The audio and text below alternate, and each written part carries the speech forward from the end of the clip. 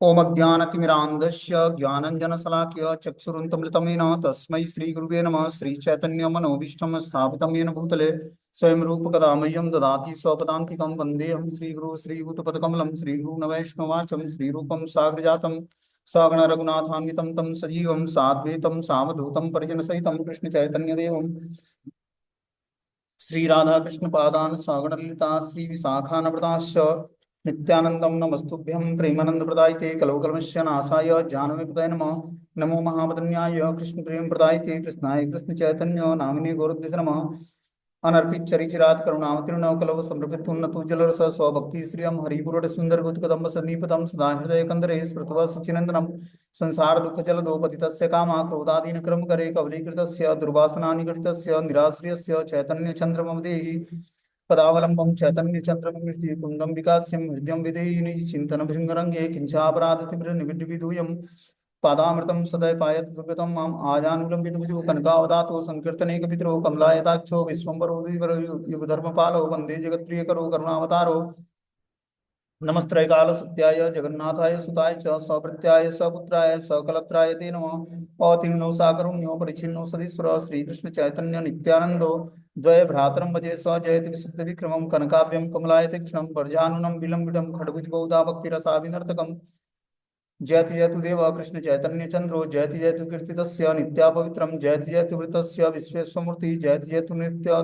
स्वरूप प्रियाणम पंचतत्वात्मकं कृष्णं भक्तरूप स्वरूपकं भक्तावतारं भक्ताख्यं नमामि भक्ति शक्तिकं। जय श्री कृष्ण चैतन्य प्रभु नित्यानंद श्री अद्वैत गदाधर श्रीवासादि श्री गौर भक्तवृंद हरे कृष्णा कृष्ण कृष्ण हरे हरे हरे राम राम राम हरे हरे। इसमें आज हम लोग को चैतन्य भागवत भगवान श्री चैतन्य महाप्रभु की लीलाओं का आदि खंड और द्वादश अध्याय से भगवान महाप्रभु चैतन्य देव की लीलाओं का हम लोग स्मरण कर रहे थे। तो इसमें आज 254 नंबर श्लोक पढ़ना है। बताते हैं कि एत बलि महाप्रभु हासिया चलीला गंगा तीरे आसी शिष्य सहिते मिलीला गंगा तीरे बसीले न श्री सचिनंदन चतुर्दिक बेणिया बसीला शिष्य गण। इतना कहकर श्रीमन महाप्रभु गंगा तीर पर जाकर शिष्य के साथ मिले और जो ही वे गंगा तट पर बैठे तो चारों ओर से सभी शिष्य भी उनको घेर कर बैठ गए। इसकी स्टोरी हमने सुनाया था इससे पहले कि जो है श्रीमन महाप्रभु एक दिन पथ पर चलते हुए प्रभु की भेंट जो है श्रीवास पंडित से होती है। प्रभु को प्रणाम करके श्रीवास ने उनको दीर्घ जीवन प्राप्त करने का आशीर्वाद देकर कहा कि हे निमाय पंडित, कृष्ण भजन परित्याग करके अन्य कार्य करने से दिन बिताने पर किसी प्रकार का नित्य मंगल प्राप्ति की संभावना नहीं है। ठीक है ना। महाप्रभु अपने जो महाप्रभु के पार्षद थे चैतन्य देव के, वो सब उनसे बड़े थे, मतलब एज में बड़े थे। महाप्रभु के प्राकट्य होने से पहले श्रीवास पंडित, अद्वैताचार्य, गदाधर पंडित और जो है नित्यानंद प्रभु, जो पंच तत्व हैं, श्री कृष्ण चैतन्य प्रभु नित्यानंद, श्री अद्वैत गदाधर श्रीवास आदि, तो ये पांचों जो तत्व में श्री चैतन्य महाप्रभु सबसे एज में छोटे हैं। मतलब इस जो अवतार लिया भगवान चैतन्य महाप्रभु ने, उससे पहले सारे अवतार जो हैं, सारे पार्षद भगवान के प्रकट हो गए थे पहले। तो बता रहे हैं कि तो क्या करते हैं कि सभी लोग भगवान से प्रेयर करते हैं, श्रीवास पंडित भी प्रेयर करते हैं कि निमाई जो है भक्त बन जाए, क्योंकि निमाई का एक ही कार्य था, मतलब महाप्रभु का एक ही कार्य था, पाठशाला में संस्कृत पढ़ाना। उनको कोई जानता नहीं था कि ये स्वयं राधा कृष्ण के मिलित अवतार हैं और जो है स्वयं भगवान है। वो ऐसा रोल प्ले करते हैं, और जैसे भगवान कृष्ण को भी नंद और यशोदा नहीं जान पाए कि लल्ला हमारा भगवान है, उसी तरह चैतन्य महाप्रभु को भी कोई नहीं जान पाए, उनके जो पार्षद करते हैं, कि कृष्ण जो है स्वयं चैतन्य महाप्रभु भगवान है, मतलब निमाई पंडित भगवान है। वो ऐसा रोल प्ले करते एज ए मित्र के रूप में, या एज ए पुत्र के रूप में, या एज ए जो है अलग अलग रसों में, कि कोई उनको जान नहीं पाता कि ये चैतन्य महाप्रभु स्वयं भगवान है। तो सभी लोग प्रार्थना करते भगवान से कि कब निमाई जो है भक्त बनेगा कृष्ण का, जबकि वो कृष्ण भक्ति का प्रचार करने के लिए, भगवान उस रस का आस्वादन करने के लिए चैतन्य महाप्रभु राधा रानी के भाव और अंग क्रांति को स्वीकार करके चैतन्य महाप्रभु के रूप में आते हैं। तो सभी लोग प्रेयर्स करते हैं कि कब निमाई भक्त बनेगा। ठीक है ना। बोलते हैं कि निमाई पंडित को बताया श्रीवास पंडित ने कि जब मिले तो महाप्रभु ने उनको प्रणाम किया और उन्होंने आशीर्वाद दिया कि तुम दीर्घजीवी हो, मतलब उम्र लंबी हो तुम्हारी, और बोला कि हे निमाई, कृष्ण भजन परित्याग करके तुम अन्य बातों पर दिन बिताओगे तो किसी प्रकार से तुम्हारा नित्य मंगल की प्राप्ति तुम्हें संभव नहीं हो पाएगी। अगर जो कृष्ण विषयक बातों को छोड़कर तुम अन्य बातों के बारे में चर्चाएं करोगे या उसके बारे में अध्ययन अध्यापन करोगे तो तुम्हारा मंगल नहीं हो पाएगा। पृथ्वी पर जो अध्ययन अध्यापिका कर्म वर्तमान में है उन सबका एकमात्र तात्पर्य कृष्ण भक्ति में अवस्थित होना है। यदि विद्या अनुशीलन के फल से भगवत भक्ति सम्यक रूप से उदित न हो तब उस प्रकार का विद्या अनुशीलन नितांत व्यर्थ और निष्फल माना जाता है। तुमने बहुत ग्रंथ अध्ययन किए हैं, इसलिए और समय व्यतीत न करके अभी इसे सर्वोत्तम अध्ययन के फल स्वरूप हरि भजन आरंभ कर दो।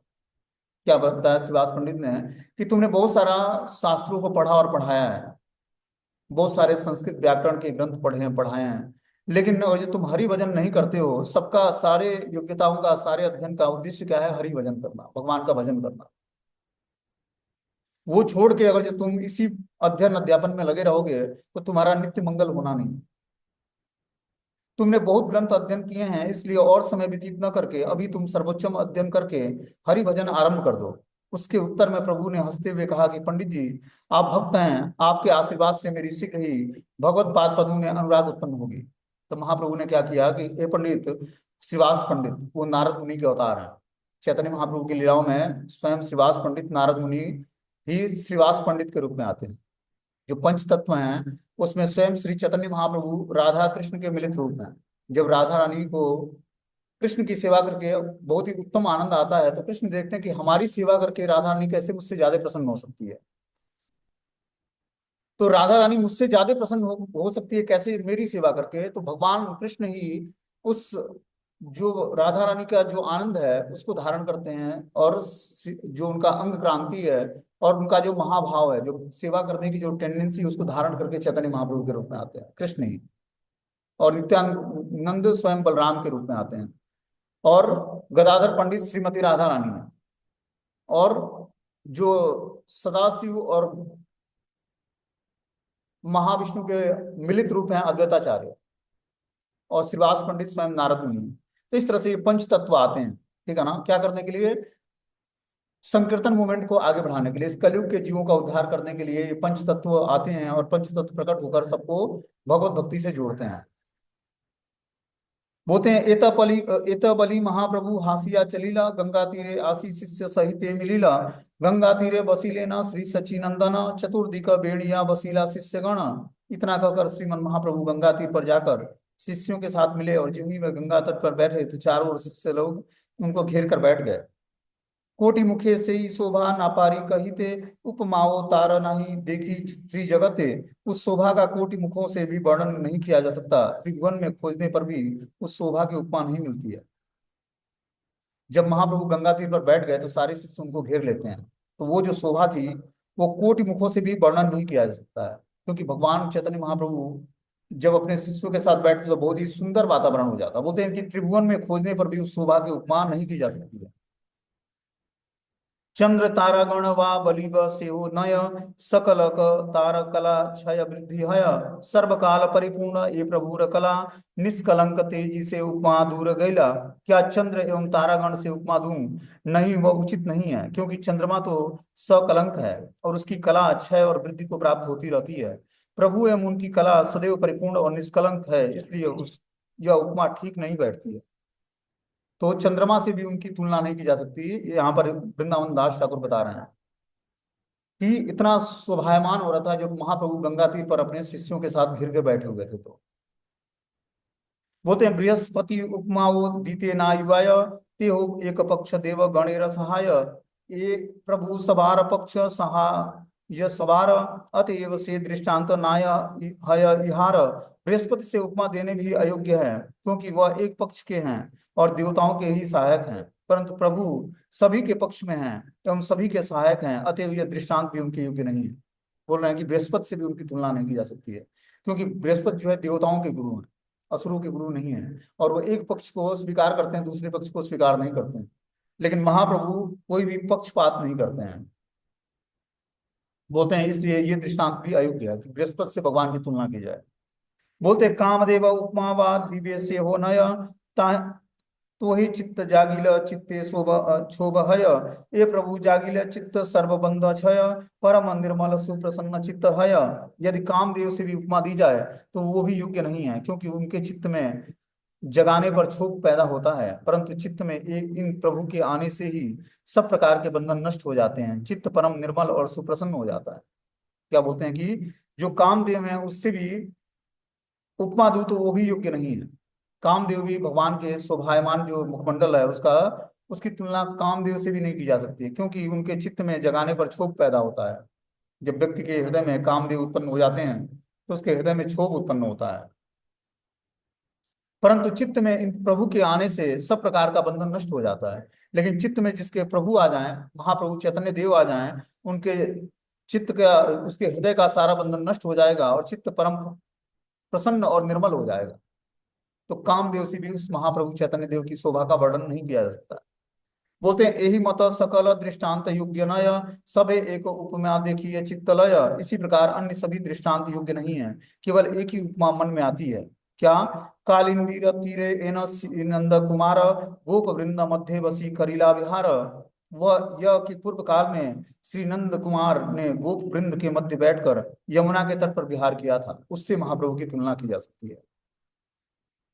से गोप वृंदलई से कृष्ण चैतन्य, बुझी द्विज रूपे गंगा तीरे करे रंग। उसी प्रकार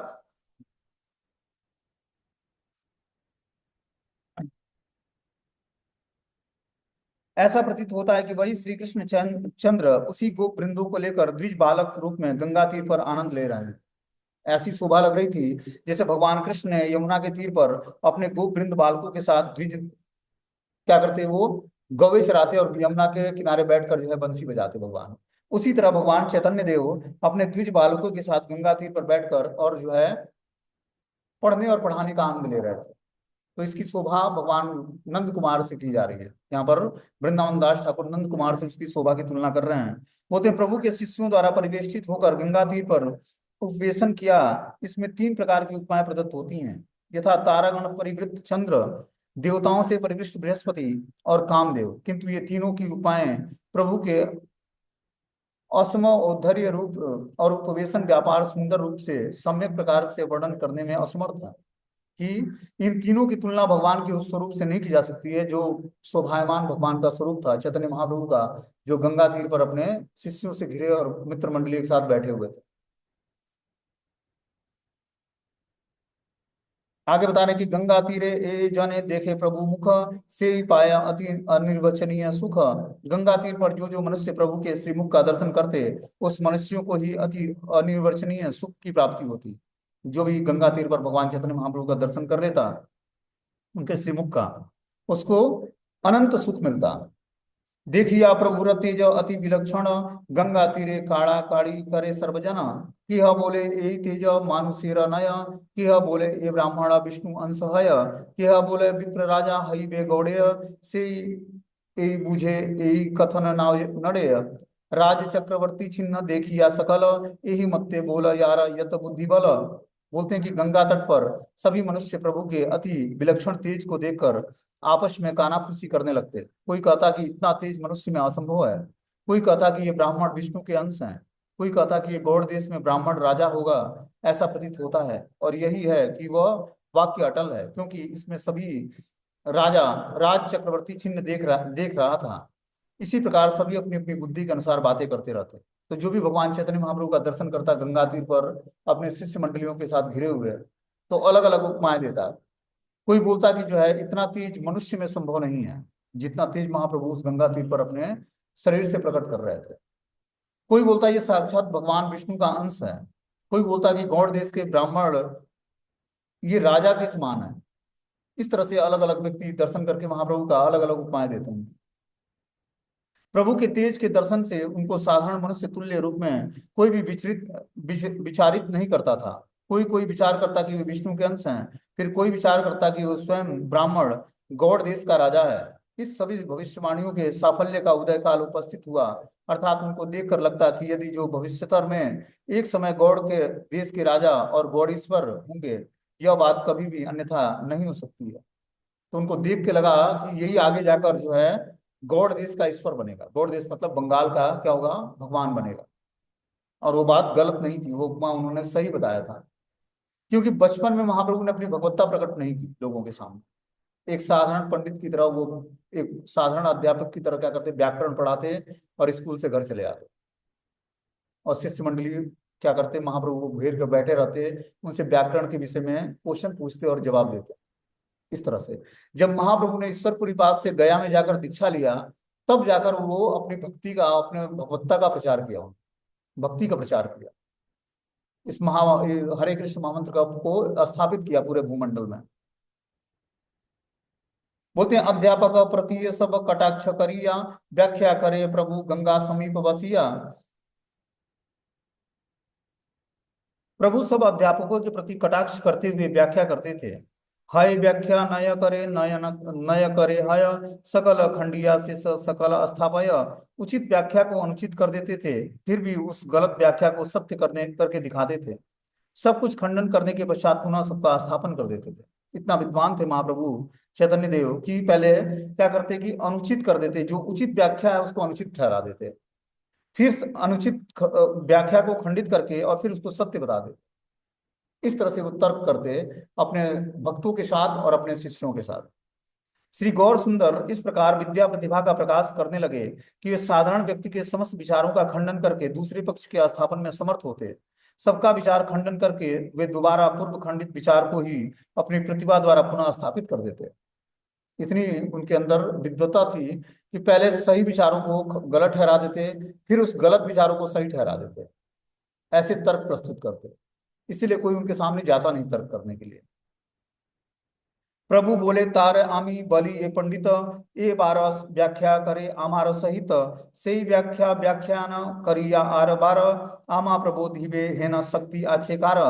प्रभु कहते हैं कि मैं तो उसी को पंडित मानता हूँ जो एक बार मेरे साथ व्याख्या करे, उस व्याख्या का व्याख्यान करके मुझे समझाए, ऐसी शक्ति किसमें है। तो महाप्रभु जो है नदिया के जितने भी विद्वान थे सबको क्या करते, चैलेंज करते। अभी ज्यादा एज के नहीं थे, ठीक है ना, 14-15 वर्ष की अवस्था थी भगवान की, महाप्रभु की। और वो बड़े बड़े विद्वान, क्योंकि उस समय जो है, जो मायापुर क्षेत्र है, नदिया क्षेत्र है या नवदीप मंडल क्षेत्र जो है, वहां पर विद्वानों का हब हुआ करता था। वहां पे सभी लोग शास्त्र पढ़ने जाया करते थे। और वहीं से वहां पर बहुत सारी लीलाएं राम अवतार में भगवान की हुई हैं, और कृष्ण अवतार में बहुत सारी लीलाएं। पांडव भी उस नगर में वास किए हैं पहले जाकर, जहाँ भगवान चैतन्य महाप्रभु का प्राकट्य हुआ।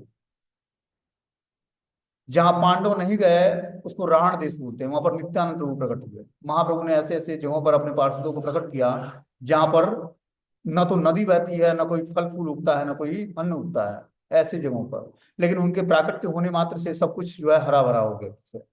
इसलिए महाप्रभु ने ऐसे ऐसे जगहों पर अपने पार्षदों को प्रकट किया, अपनी उन वैष्णव के कृपा को या उसके महत्व को बताने के लिए कि एक वैष्णव का प्राकट्य कितना मंगलकारी होता है। जिस घर में या जिस क्षेत्र में या जिस गांव में प्रकट होता है, वहां पर किस तरह मंगल की बारिश होने लगती है। बोलते हैं गंगा तीरे शिष्य संगे मंडली करिया, वैकुंठेरा चूड़ामणि आच्छे वसिया। वैकुंठ चूड़ामणि श्री गौरांग देव गंगा तट पर शिष्यों के साथ मंडली बनाकर बैठे हुए थे। चतुर्दिक देखे सब भाग्यवंत लोक, सर्व नवदीपे प्रभु प्रभावे अशोक। चारों ओर से सभी भाग्यवान मनुष्य दर्शन कर रहे थे। समस्त नवदीप नगर प्रभु के प्रभाव से शोक रहित हो गया था। तो महाप्रभु का जो भी दर्शन करता तो सभी शोक रहित हो जाते। इस तरह से महाप्रभु गंगा तीर पर अपने शिष्यों के साथ बैठे हुए थे। सी आनंद ए भाग्यवंत देखी लेक, कौन जने आचे तार भाग्य बलि वेक।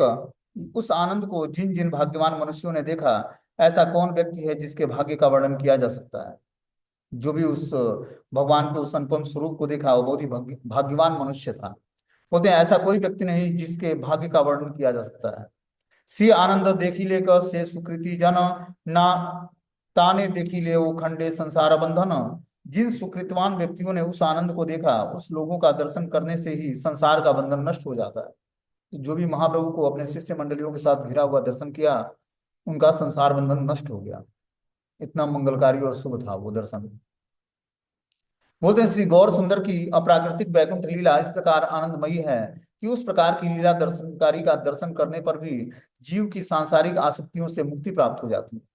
और जो कोई महाप्रभु के इस स्वरूप का दर्शन करे, जो गंगा तीर पर बैठे हुए अपने शिष्यों के साथ बैठे हुए हैं, उस लीलाओं का दर्शन कोई कर ले तो उसका संसार आसक्ति नष्ट हो जाएगा। उस संसार की जो आसक्ति है भौतिकतावादी, वो सारी आसक्ति उसकी नष्ट हो जाएगी। हईला पापिष्ट जन्म ना हईला तखने, हईला वंचित सेवे सुख दर्शने। यह पापिष्ट जन्म जो अब हुआ है उस समय नहीं हुआ, हाय मैं उस सुख दर्शन से वंचित रह गया। वृंदावन दास ठाकुर कहते हैं जो मेरा ये पापिष्ट जन्म, मतलब ये जो पाप भरा मेरा जीवन हुआ है, और जो मैं उस समय प्रकट होता जब महाप्रभु चैतन्य देव इस तरह शिष्यों से घिरे गंगा तट पर बैठे हुए थे, उस दर्शन को देखकर मैं हृदय से बहुत ही सुखी होता। उस दर्शन से मैं उस सुख से वंचित रह गया। बोलते हैं जगत गुरु वैष्णव आचार्य श्री व्यास देव अवतार ग्रंथकार श्री वृंदावन दास ठाकुर सभी जीवों को आदर्श दैन्य शिक्षा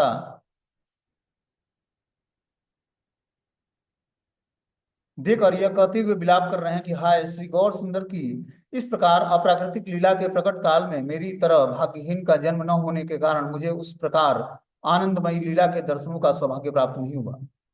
क्या बोलते हैं वृंदावन दास ठाकुर, जो सौभाग्य था कि ग्रंथकार व्यास देव के अवतार हैं वृंदावन दास ठाकुर, व्यास देव से भागवतम की रचना किया। चैतन्य भागवत की रचना के व्यास कौन है? वृंदावन दास ठाकुर, ठीक है ना। तो यहाँ पर बताया गया कि श्री गौर सुंदर की इस प्रकार अप्राकृतिक लीला के प्रकट काल में मेरी तरह भाग्यहीन का जन्म नहीं हुआ, जिस कारण से मैं उस आनंदमय लीला का दर्शन नहीं करने का मुझे सौभाग्य नहीं मिल पाया। ये बहुत ही मेरा दुर्भाग्य है। सांसारिक व्यक्ति अपनी अपनी अप्राकृतिक दृष्टिकृति या पाप का फल भोग करने के लिए जन्म ग्रहण करता है, किंतु भगवत प्राकट्य के समय जन्म होने पर उस समय उस प्रकार तुच्छ जन्म में भी वह भगवत लीला दर्शन करके धन्य हो जाता है। कि कोई व्यक्ति जो है भगवान का जन्म हुआ हो या भगवान का प्राकट्य हुआ हो, उस समय वो अगर जो तुच्छ जन्म भी कुछ मिल जाता है उसको, कीड़े मकोड़े या कोई तुच्छ जन्म भी मिल गया, तो उसका भी भगवत लीला का दर्शन करके वो व्यक्ति धन्य हो जाता है, वो जीवात्मा धन्य हो जाता है। बोलते हैं तथापि ए कृपा करे गौरचंद्र से लीला स्मृति मोर हऊ का जन्म जन्म। हे श्री गौरचंद्र, तब भी इतनी कृपा तो कीजिए कि आपकी लीलाओं की स्मृति मुझे जन्म जन्मांतर बनी रहे। यहाँ वृंदावन दास ठाकुर प्रार्थना करते हैं कि हे गौरांग महाप्रभु, आप इतनी तो कृपा करिए मुझ पर कि मैं जन्म जन्मांतर आपकी लीलाओं का स्मरण कर पाऊं। मैं जब गौर लीला के प्रकट काल में जन्म प्राप्त नहीं कर सका, तब प्रभु चरणों में मेरी यही प्रार्थना है कि मेरे अगले सभी जन्मों में ही जैसे भगवत लीला मेरी स्मृति पथ में उदित होकर सौभाग्य का उदय कराती रहे, कि मेरी स्मृति में आपकी लीलाओं का उदय होता रहे।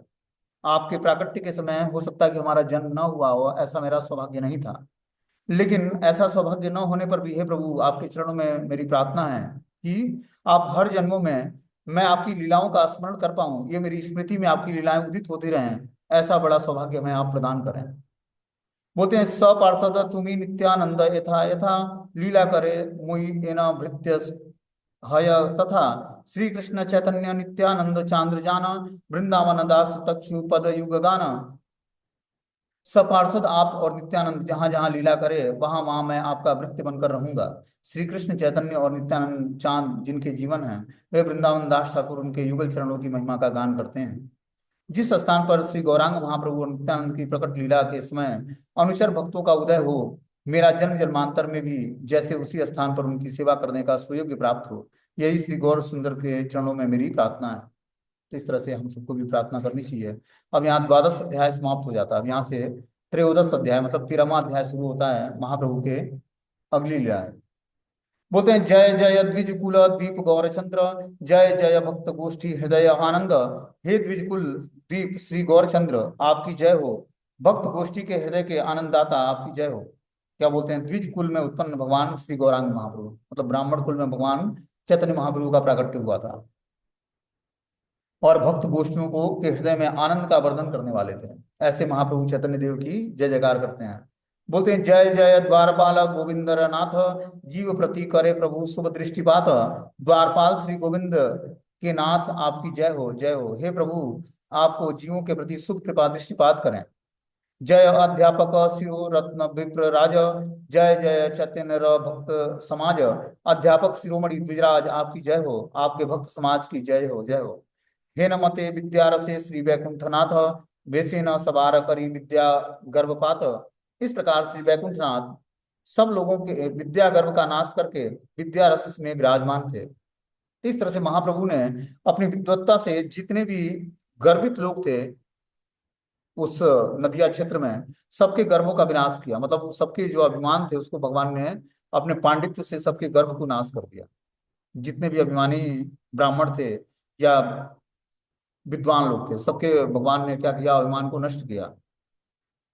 यद्यपि यह नवदीप पंडितेर समाज कोटम बुद्ध अध्यापक नाना शास्त्र राजा। यद्यपि नवदीप में पंडित समाज में नाना शास्त्रों के कोटि कोटि अम्बुद अध्यापक थे। अध्यापक पद के विशेष रूप से गृहीत होने पर विविध शास्त्रों के विचारानुशील द्वारा विराजित और संपूर्ण। दूसरा, स्वतंत्र विशेष रूप से गृहीत होने पर बहुविध प्रधान प्रधान शास्त्र पढ़े हुए विद्वान थे वहां पर नवदीप शहर में उस समय बहुत सारे विद्वान थे जो अध्यापक कहलाते थे। लेकिन महाप्रभु के सामने कोई भी अध्यापक ज्ञान में टिकता नहीं था, तर्क में टिकता नहीं था, तर्क में जीत नहीं पाता था महाप्रभु से। बोलते हैं भट्टाचार्य चक्रवर्ती मिश्र व आचार्य अध्यापना बिना कार आर नाही कार्य।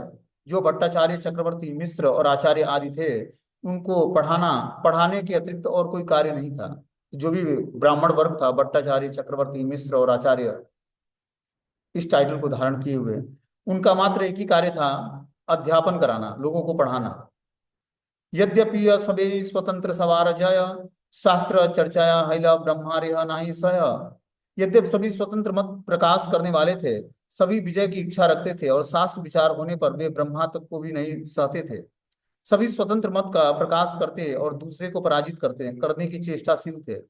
शास्त्र विचार के विषय में दूसरे के मत को श्रवण करने की सहिष्णुता का विसर्जन करके ब्रह्मा के तुल्य विद्वान पंडितों का मत भी ग्रहण नहीं करते थे। तर्क आदि द्वारा श्रद्धेय मानी पंडित को भी पराजित करने का यत्न करते थे। तो सभी पंडितों के अंदर विद्वत्ता होने के कारण वो इतना अभिमानी थे कि अगर जो कोई ब्रह्मा जैसा ज्ञानवान पुरुष भी हो, उसके सामने भी वो तर्क प्रस्तुत करके उनको हराने का प्रयास करते, न कि शरणागत होते। ऐसा उनके अंदर, पंडितों के अंदर अभिमान था। प्रभु एत निर्वधि आक्षेप करे न परंपरा परंपरा साक्षात सभी सुने न। प्रभु निरंतर उनका जितना आक्षेप करते, उन उसको सभी लोग एक दूसरे के द्वारा तथा साक्षात प्रभु के मुख से सुनते रहते थे। तथापि तथापि हीन जन नाही प्रभुपति द्विरुक्त करिते कारो नाही शक्ति कति। तथापि ऐसा कोई व्यक्ति नहीं था जो महाप्रभु का प्रतिवाद करने की शक्ति रखता हो। इतने सारे विद्वान मंडली थी, लेकिन महाप्रभु से कोई प्रतिवाद नहीं करता था, कोई तर्क वितर्क नहीं करता था। हीन से साध्वस्य जन्मे प्रभु र देखिया सबे यायेन एक दीन नम्र हैया। प्रभु को देखने मात्र से ही संभ्रम के साथ सभी लोग नम्र होकर एक ओर हट जाते थे। जब महाप्रभु के जाते जिस रास्ते से, सारे विद्वान उस रास्ते से हट जाते थे। यही वा कहा प्रभु करे न संभाष्य सी जन है ये न अति बड़ा दास। यदि किसी के साथ प्रभु संभाषण करते तो व्यक्ति प्रभु का बहुत बड़ा दास बन जाता। महाप्रभु चैतन्य देव जिसके साथ संभाषण मतलब बातचीत कर लेते, वो महाप्रभु का दास बन जाता। प्रभु के द्वारा किसी के भी साथ संभाषण करने का संभाषित व्यक्ति अपना विशेष गौरव समझकर प्रभु की सेवा करने की इच्छा करता। जो भी महाप्रभु से संभाषण कर लेता, उनकी विद्वत्ता को जान जाता, वही उनकी सेवा करने के लिए इच्छा जाहिर करता। प्रभुर पांडित्य बुद्धि शिशु काल हिते सभी जाने न गंगा तीर भाल मते।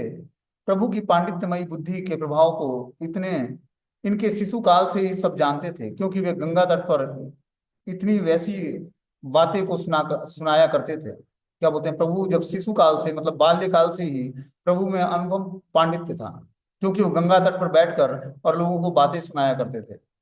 कौन रूप के प्रबोधित नाही पार यह वो सवार चित्ते जागए अंतर। शास्त्रार्थ करके कोई भी किसी प्रकार से प्रभु को सदुत्तर प्रदान नहीं कर सकता था। यह भी सभी प्रकार के हृदय में जागृत रहती थी कि कोई भी महाप्रभु से तर्क करके और सही उत्तर प्रस्तुत नहीं कर पाता था महाप्रभु के सामने।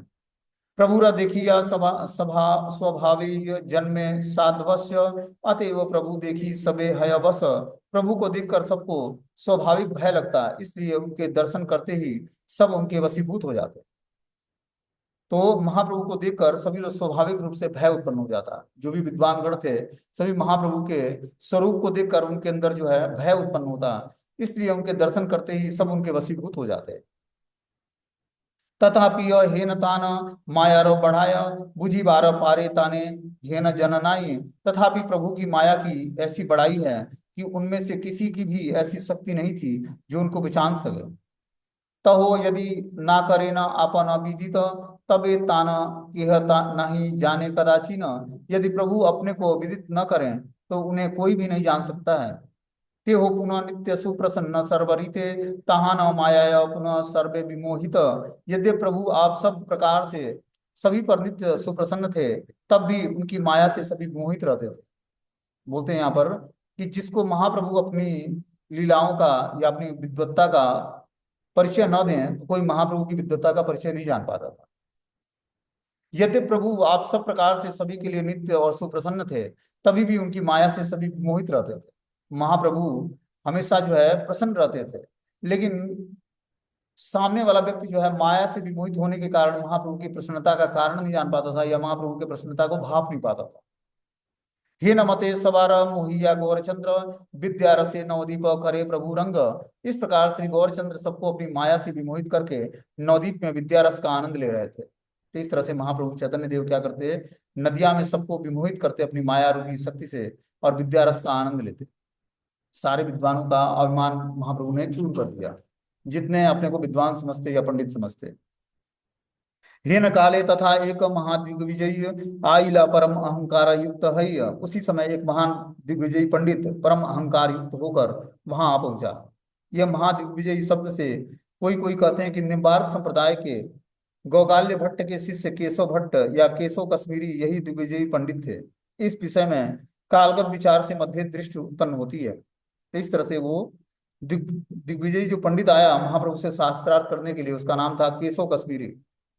सरस्वती मंत्रेर एकांत उपासक, मंत्र जपी सरस्वती करील न बस। वे पंडित सरस्वती मंत्र का एकांत में उपासना करता था, जिन्होंने मंत्र जप करके सरस्वती को वश में कर लिया था, ऐसा पंडित था। अब महाप्रभु से शास्त्रार्थ करने आता है। विष्णु भक्ति स्वरूपिते विष्णु वक्ष स्थिता, मूर्ति भेदे रमा सरस्वती जगत माता। विष्णु भक्ति स्वरूपिणी श्री विष्णु भगवान की वक्षस्थल पर विराजमान विराजमान हुई लक्ष्मी जी, अन्य मूर्तिमंत जगत माता श्री सरस्वती ही साक्षात उसकी आराध्या देवी थी।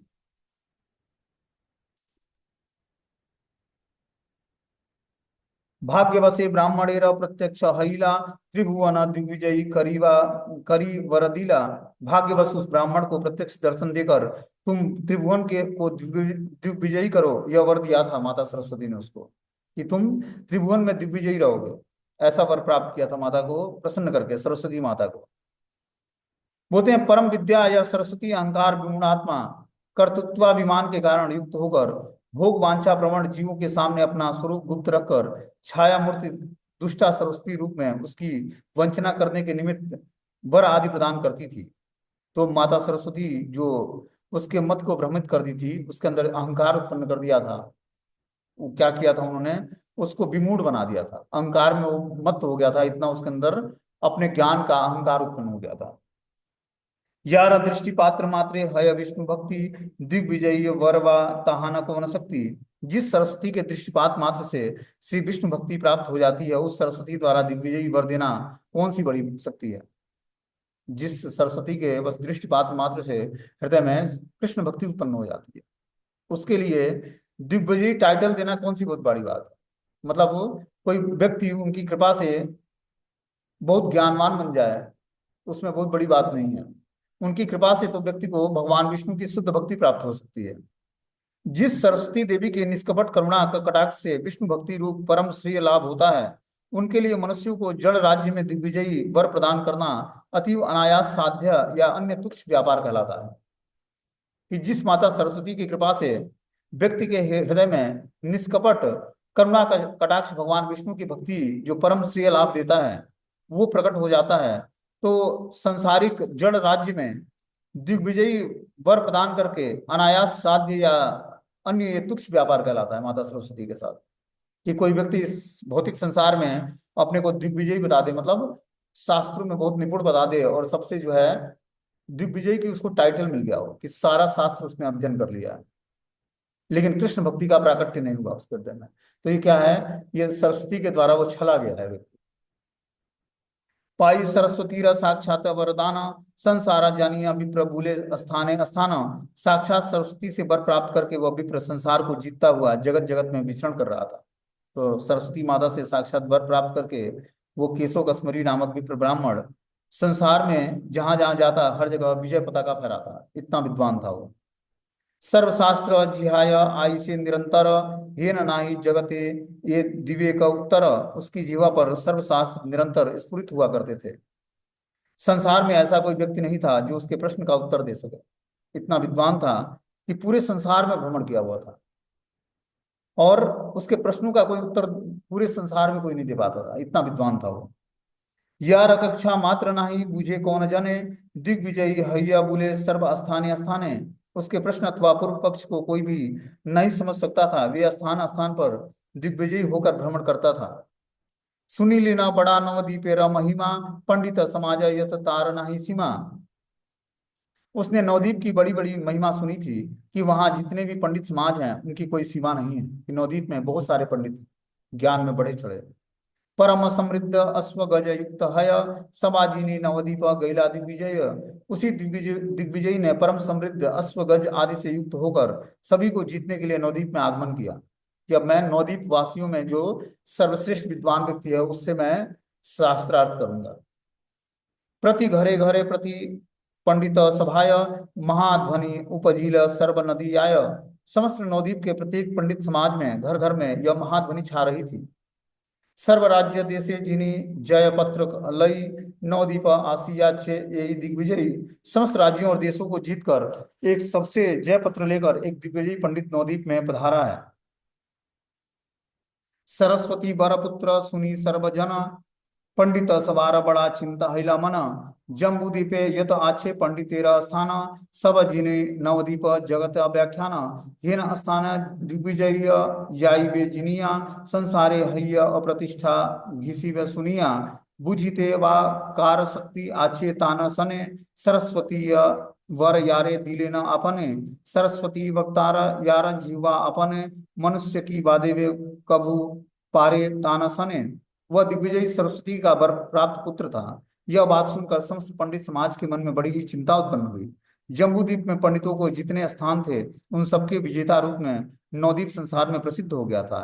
ऐसे स्थान को यदि दिग्विजयी जीत कर जाएगा तो इस बात को सुनकर संसार में उनकी अप्रतिष्ठा फैले जाएगी। स्वयं सरस्वती ने जिसको वरदान दिया हो उसके साथ वाद विवाद करने की शक्ति किसमें है?